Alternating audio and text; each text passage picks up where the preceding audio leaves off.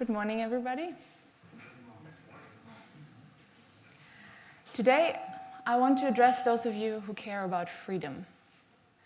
Those of you who see a benefit in living a life free from the limitations of the mind. So let me take you on a journey to open you up to new ideas and new ways of seeing that will allow you to get a different understanding of your own life experience. Your fears and the stress that they create do not only impact your personal freedom and happiness, but they can also influence the way that you respond to changes in the outside world. And at the most basic level, everyone has the same kinds of fears. You either fear that something that you don't want to change will change sometime, or you do want something to change and you fear that it won't. My observation is that people increasingly fear the changes that are happening in the outside world while they become more and more disconnected from themselves. And I would like to introduce an idea, a technique that has been around for quite some time actually, that can help each individual to be more calm and relaxed, to get a sense of direction in life, and to be less afraid of the happenings that are going on in our world. And this technique is the practice of meditation. Now that's the short answer. But here's the in-depth answer. The research on meditation has exploded ever since we entered our current millennium. And the effects that this practice has on the human body and mind are flat out incredible. You can find studies from universities like Harvard Medical School and healthcare institutions all around the world on the benefits of meditation that are being uncovered. So what happens in meditation? In meditation, you tune out of what's going on around you and turn your focus inwards.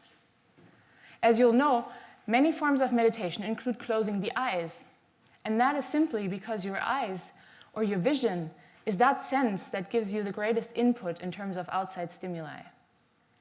It's in this visual silence that your body can enter a state of deep relaxation while your mind stays active and alert.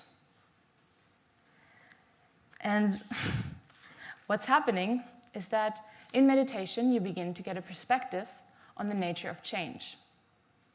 You start to understand that everything is constantly changing. Even your own hopes and dreams are not consistent, yet you never stop to observe that. Instead, you're constantly busy reacting to the changes that are going on inside and outside of you. But you need to grasp and explore that if you want to know how to make a difference, as you then will have the kinds of tools you need to effect the kinds of changes that you want. Because when you understand the nature of change, you can actually be a force for change. Now, when you're looking at the changes, you see that some changes are welcome, while others are not. So what is it about the change that makes them not welcome? Is it then really the change itself that triggers the negativity?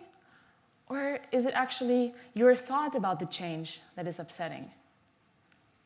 Well, research has shown that, in general, the way you perceive a situation is actually not so much dependent on the kind of situation that you find yourself in, but it depends much more on your individual kind of filter in terms of programmed thought patterns and judgments that will in turn tell you how serious the situation is. And what triggers stress the most is when you feel that you do not have an influence on how things will turn out.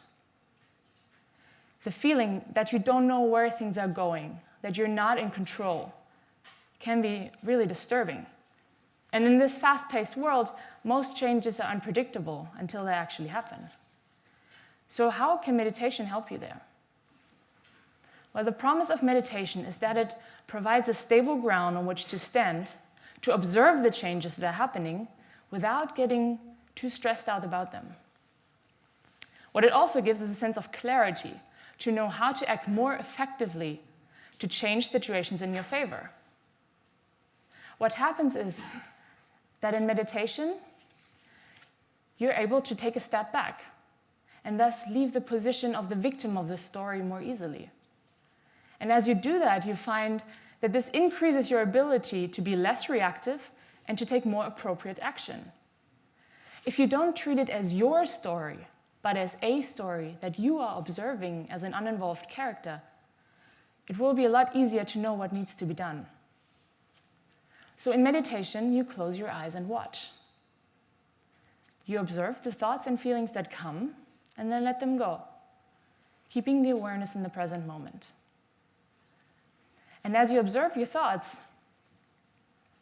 you will see that sometimes it seems like you actually are your thoughts, as you are so identified with them. Yet somehow, you can always observe a space between the thoughts too. And as you do that, as you observe that space between the thoughts, you will see that your thoughts and ideas are constantly changing, but the space between them will always be the same. Now, often the expectation is that meditation should just make us free from stress. And while meditation really is an effective tool for stress management, that's not where it ends. The awareness that opens in meditation will mature, and when it does, it will bring about a certainty, a way of understanding the true nature of the mind. There's a very common misconception that I was also convinced of for a long time, that in meditation there should be no thoughts. But this is actually a misunderstanding of the nature of the mind itself. The nature of the mind is that it will always have thoughts. So what really should be said is that you should be free from thoughts. Being free from thoughts, you start to observe that the thoughts actually come unasked for, unintended. And that's what the mind does.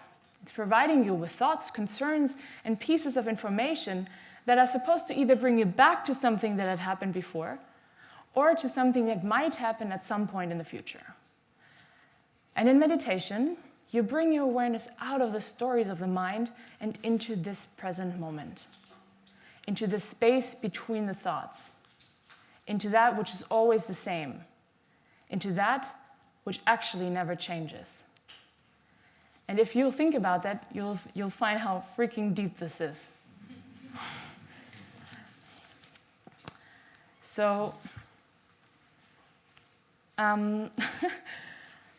yeah, as you discover that state that remains unaffected by outside influences, and as you get to know your reaction patterns, you can start to train your minds to focus on the things that you can influence and to make peace with the things that you can't.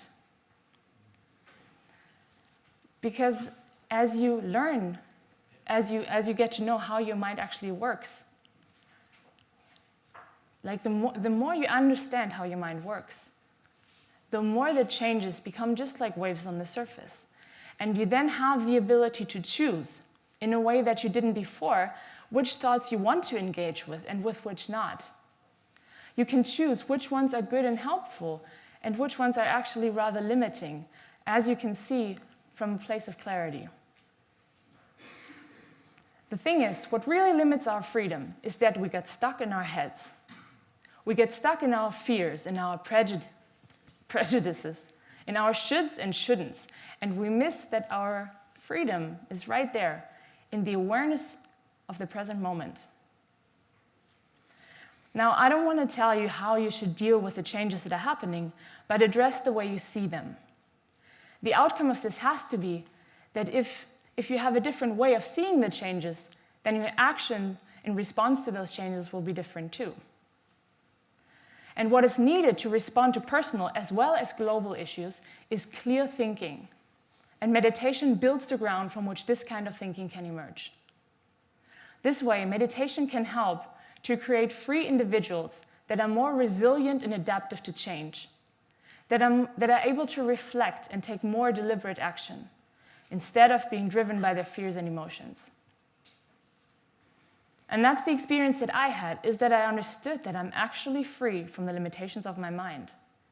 I can use my mind as my tool, but I don't have to identify with all its stories and ideas. There is a space inside of me that I can connect to in meditation, from which I can observe my mind, as well as the changes that are happening around me, without getting so much affected by them. And what I have found is that in that space, I have access to an awareness where I intuitively know what to do and what not to do. And this realization actually comes with a great sense of freedom and confidence, as I now have the ability to actually work with my mind instead of being controlled by it. And I believe that everyone who wants to find out more about the limitations of the mind can find answers to their questions when they connect to themselves on that level. So what I want to leave you with today is the idea that despite the fact that we cannot influence what is happening around us, we do have the ability to master our thinking and thus change our entire life experience. And that, I think, is an idea worth spreading. Thank you very much.